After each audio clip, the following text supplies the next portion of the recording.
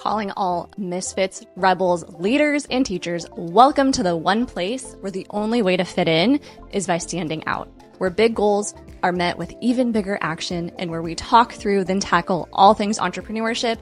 I'm your host, Kelsey Knudsen, and this is the Get Shit Done podcast. Welcome to the Revolution. Hey, business leaders, you need this conversation today if you are in a phase of growing your business. Today, we're talking about how to scale without losing control. There is definitely such a thing as growing too quick and having to deal with the ramifications of that quick growth. It can lead to inefficiency, and there's so many symptoms that can pop up in your business that I think are preventable. So let's talk about strategic planning, specifically for my 6- and 7-figure business owners. Here's the deal. What got you to this point in business no longer works. This whole wing it, shoot from the hip strategy works to a point. I will be the first to admit, when you are new in business and you're just getting started, there's something to be said about just throwing shit at the wall and seeing what sticks. And I think there's a season for that in entrepreneurship. But as you are growing and scaling, specifically as you add people to the mix, whether those are 1099s or eventually W-2 employees, then you definitely cannot wing all the aspects of your business anymore. And we're going to talk a little bit more about why that is and how to prevent yourself from falling into that potential pitfall that could hold the future growth of your business back. So here's some signs that you are being reactive in business versus being proactive and strategic in your business. If you find yourself firefighting constantly, you know what I mean by that? Like you wake up and then there's emergency after emergency, whether it's a client issue or a team member issue or having to make quick day of decisions consistently. If you don't have a clue what direction you are taking the business and why, if your team members are bored and not sure how to fill their time or not sure what to do to be productive or hit their goals, if they don't know what the goals are, if you don't know what the goals are, if you are running out of things to delegate to people because you're really unclear of how to best leverage that person or that position. These are all indications that you're being reactive in your business. And I would argue that your approach to leadership is not working. However, there's hope. I'm not saying it has to be that way for forever. I just think it's good to bring some awareness to this, because if you're constantly finding yourself stuck, working 24/7, feeling like you're working a lot but not moving forward much, struggling to keep good team members, struggling to find good team members, constantly having a pile of things that you'll do someday when you have time. If that sounds like you, then my friend, the solution may truly be to stop winging it in your business and instead pause and come up with a strategic plan for your business. I think this all starts with how you approach the year. And hot take, I think a lot of us don't plan correctly, old me included. I've become obsessive to a point. Obsessive may be a little bit aggressive, but I have become very passionate about this topic because I think a lot of business owners approach it wrong, and it leads to a really beautiful vision board you can pin on the wall or pin to your Pinterest, but it doesn't lead to a lot of actual execution, decisions, and strategy that gets implemented into the business. So I'm going to talk about it in maybe a different way than you've heard before. But specifically today, for the purpose of today's podcast, I really want to be speaking to my leaders. So if you have a team of people, or if you're listening in real time and you're wanting to grow your team of people, you're really going to get some value from this episode. And if not, maybe you can still apply some of these principles to the reality of your business today. So we've identified you're winging it, you're firefighting, it ain't working. So what do we do instead? We start with the big picture. I do this with everybody. And it's interesting because I think my younger, smaller, mini-size entrepreneurs, mini meaning like solopreneurs, just transitioning into full-time, consistent revenue, like that kind of person, those people actually really don't mind doing some of the goal setting and the values work because it's fresh for them and they're young and hungry and kind of in that honeymoon phase of entrepreneurship. But the people who struggle the most with this work I'm about to talk about is actually my more established business owners. And it's because things have changed. Like who you are as a person, your goals, your values, your visions, your desires in business ownership when you start is so vastly different than as you're scaling. And the reason being is when you're starting, you're surviving.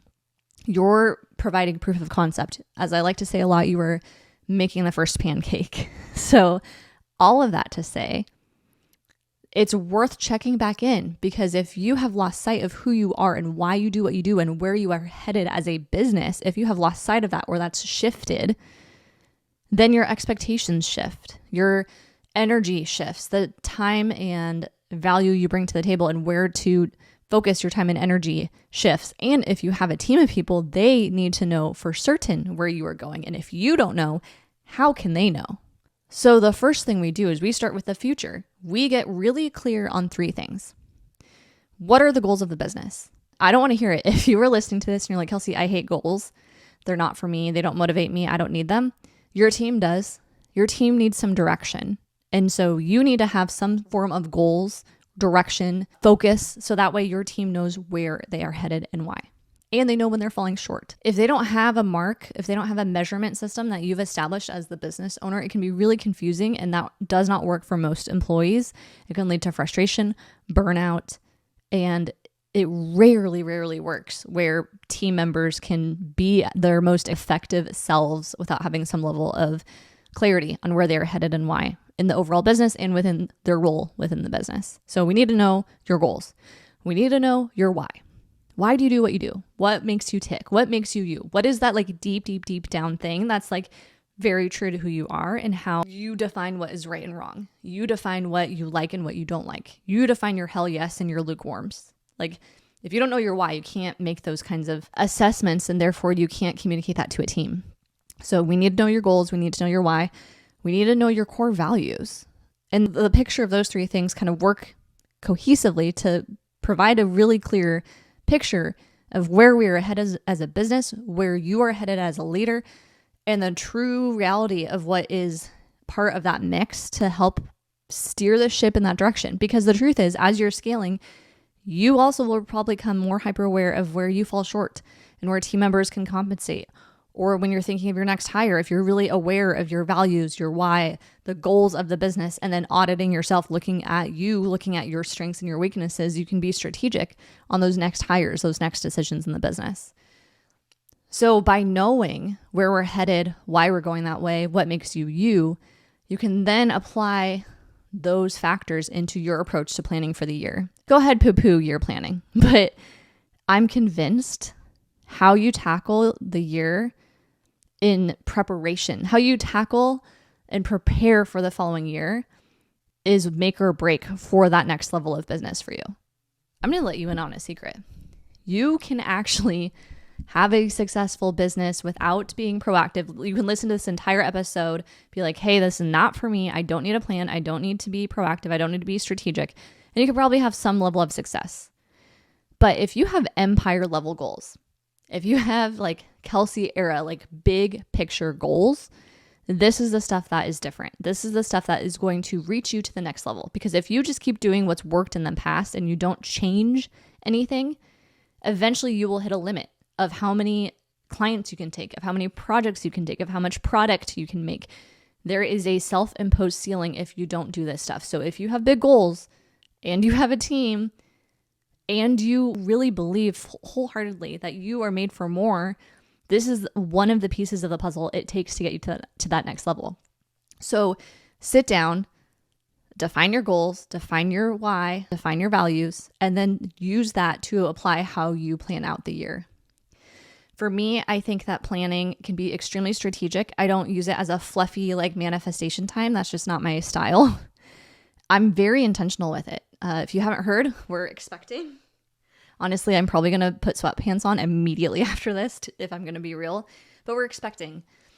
And with that, I am very intentional how I'm setting up my next year to also still support some business goals that I have. For me, it's not an either or, it's an and the and execution piece falls on me. And if I come into it with a solid plan, it's a lot easier to follow and I can stick to that versus going willy-nilly and just shooting from the hip. That doesn't work anymore. I have a team of people who rely on me. They need to know what is expected of them. They need to know what good means. They need to know what our goals are. They need to know what metrics they need to hit in order to have conversations about future growth for them as contractors of my business, right? And if I don't define and know those things and communicate that to them, then no one wins in that scenario. So when you're planning the year and you know with certainty where you are taking the year and why, Then you can break that down into small bite-sized pieces. I've said this quite a few times. We're launching a freebie next year, or this year, actually, as you're listening in real time, which is crazy to say. We are launching a freebie. And because of that, there's so many micro to-dos that fall into creating it, making sure the systems are supportive, coming up with a marketing plan, identifying who the target market for this freebie is, promoting the freebie, making sure all the backend systems interact with each other to promote this thing. It's not as simple as just saying like, oh, we're going to launch this new thing. It's out in the world. It's done. No, there's a lot of things that are impacted by the decision to launch. Deciding to launch happened because it ties into a big event I will be hosting in front of 250 of, I would argue, majority of my target market. So why wouldn't I have something to offer from that stage? And then working backwards, okay, if I'm going to offer that thing, here's all the things that need to happen. My team can't execute on my behalf and support me if I don't communicate that plan with them. Same goes for maternity leave. If I'm going to be out for the summer, but I want to keep momentum to a point, being realistic, being human. But if I want to keep momentum in my business, that means when I normally would give them podcast episodes to edit and schedule, we're going to have to be a little ahead for a couple months. And I wouldn't know to delegate that to them and set that expectation to them had I not planned out my year. So planning out the year has massive ripple effects in your business. And I believe if done right, it truly is the foundation that can set you up for success. Or if ignored, it's the one thing that could lead to the failure of that next level in your business. And on top of that, the planning piece, sure, that's cool. Sure, there's so many ways I could do it. I'm kind of being vague because this is one of the things I hold really sacred, and I really love helping coaching my clients through and rolling into 2025, which this is coming out in 2025. I'm really going to partner more with my clients on actually planning with them in their businesses, and I'm super stoked about that shift. But I hold it close to the chest because it is really kind of tailored to the business and level that you're at. But I just want you to know what's important. And I also want you to know there is a way to do it effectively so it leads to action. And if you struggle with that, then definitely reach out because that's something that I can help with. And I'm really, really adding to the mix of all my offers next year. So here's 3 specific ways as you're going into this planning, because I don't want to leave you high and dry, but I do want to provide you with 3 specific things you can implement yourself as you're going into your planning that might help you get some clarity on how to approach this thing in the first place. Number 1 is this: auditing where your time and energy is going and asking yourself the question, does this align with my business goals? And that's a humbling question. Be brutal. Be brutal. And if you don't know, or if you have an idea but you haven't tracked it, I encourage you to track a week of all your hours, where your time is spent. When that DM comes through on Instagram and you pivot from responding to a client email and you go over to Instagram, open it up, respond to the DM, and then now you're scrolling for, be honest about the time that you are diverting your energy to. And ask yourself, does this align with my bigger goals? One thing I realized asking myself this question this last year, I do a lot for my alma mater. I'm super proud of where I went to school. Shout out Cougs. I am honored that I got to do so many cool things after graduating there, but I have resigned from everything tied to the university because I am in a season preparing for a kiddo, but also separately, I really want to hone in and focus on this. Like the thing you and I got going on, I really want that to be my thing and just give it full focus.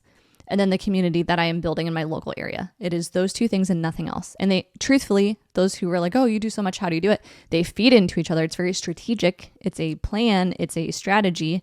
It also fills my cup up, and that's important too. But all of that to say, asking myself the question, where's my time and energy going? And seeing that it was going to other things that does not align with my big picture led to me making some changes. So ask yourself the question, you may make some changes too. Number 2, what repetitive tasks can you streamline or delegate? It's crazy to me how many things can be automated now. It's almost scary.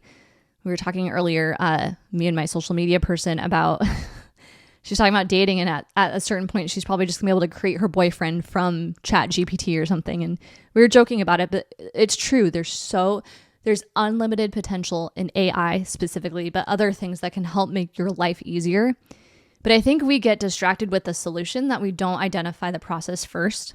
So if you're listening to this and you're thinking of planning next year, maybe you're going to launch something new like I am, instead of getting so distracted and overwhelmed with like, oh, I'll just put it into a bunch of automations. What if instead you carved out some time and you thought through, what are all the steps that have to happen to support this thing? What if I just write them out first and identify what they are first? And then I can assign them different places or people to help execute and make things work more efficiently. That first step of just mapping it out is not sexy, but it is so important, and it will help you leverage those platforms or the people on your team more effectively. And the last thing I want you to think about as you're annual planning and you're casting the vision for your business, because we're proactive now. We've been hanging out for, 15-ish minutes, and now we're getting out of firefighter land. We are being proactive. So the third thing is this. Am I focusing on what I'm great at, or am I focusing on what the business actually needs? And those are two different answers sometimes. Sometimes the stuff that you were best at in the beginning when you were solo got you to a place where you could grow your team. But let's be honest, now that you have a team of people, you cannot spend most of your time hiding in the weeds of the business. Your team needs you to lead. And if you don't know the direction of where you are going, that's step number one. That's not even the full list of things that are on your plate now. But if leadership is not your number one function and you have W-2 employees, you are doing something wrong. It doesn't mean it needs to be where you spend most of your time, because done well, you shouldn't have to be hand-holding your employees. However, it should be top of mind for you. If someone is struggling, if they're chronically coming in late, if their communication isn't good, if their follow-through is bad, if they're responding to emails in a way that you quite don't agree with, that is all on you to communicate, hold them accountable, and follow up. The follow-up people, it's not sexy, it's not fun. It doesn't feel like you should have to do that as a business owner of adults. But the reality is, you are now a leader, and that comes with so many more complexities and responsibilities that are now on your plate that sometimes we forget are on our plates, right? So all that to say, ask yourself the hard question. Are you spending your time in the appropriate places based off the needs of your business? And here's the big catch. That may require you to get some support. I think that's the hard part with this. I think as entrepreneurs, it's like, prove that the thing can float, prove that this thing exists. Step one. And then from there, it's once you do that, then you have your first couple people, just prove that you can keep them employed, bills are paid, everyone's good. But then there comes this point where it's like, yeah, but to take it to the next level, I need to really approach this thing differently. And there are certain functions as a CEO that you are the main character. You are the only person who can do those things. And if no one else on the team has that skill set, it is on you. And one thing I talked about recently with a client of mine was this idea of who's the backup quarterback? Like if you are the main quarterback in the business and you're out sick, who can step in these different functions, not only for your role, but for each other's roles within your team? Is there a backup quarterback for every function in the business so things can keep moving and going? And if the answer is no, that is a massive vulnerability. What if that person gets sick? What if their laptop gets stolen? What if they quit tomorrow? What if they want to start a business? Right? And I think that little proactive approach to leadership is something we don't talk about enough. And this entire conversation, if we zoom out, is really truly about just being proactive, being strategic, being future-minded. And that is the piece of leadership that is not talked about. And I would argue is one of the most important shifts you have to make as you start to bring people into the mix. Again, if you have those big goals of getting to that next level. If you're cool with where you're at and you're just treading water and you're cool treading water, this may not be the episode for you. But I venture to guess, because this is the Get Shit Done podcast, we're all about action. I'd venture to guess you have some big goals and dreams and you have an idea of where you want to go. Well, my friend, this is a big step of how to get there. And the last little bonus thing I want you to think about as you're planning and thinking more strategically and more proactively, you don't have to do it alone. I think there's a lot of power in being around like-minded, similar level business owners, which is why I have built something special called ReMaster. We just wrapped up our first cohort and I am launching currently the second cohort. It will be a 10-month program. It is not for everybody. I have, at the time of this recording, 6 spots open, but I have a couple conversations already lined up. It is specifically for business owners who are at least $100,000 in revenue, at least one W-2 employee, up to, I would say, max $5 million in revenue. Reason being, we talk a lot about this stuff. We do our annual and quarter planning together, and we're going to hold each other to high standards and push back and ask tough questions and dig into numbers and talk about KPIs and talk about all the complexities of leading a business to the next level. There needs to be a place for people like that to come together. So if you're listening and that sounds like you, and some of the stuff I talked about kind of hit a nerve, but you're hopeful that it doesn't have to be that way for forever, I would love for you to join us. Please check out my website, kelseymarieknudsen.com/remaster. I have more information on the retreat, mastermind, and an application as well, because I'm really picky. I want to make sure the vibe is good. So thank you so much for tuning in today. We will catch you next week. Please make sure you take some action on the things mentioned today, and I hope to see you very soon. Hey, thanks for being a part of the Get Shit Done revolution. My hope is this episode sparked a fire in you, equipped you with some practical next steps, or inspired you to take action towards your goals. If it did, please help spread the word by sharing this episode or leaving a review on Apple, Spotify, YouTube, or wherever you're tuning in. Now it's time for me to hand over the keys and let you get shit done.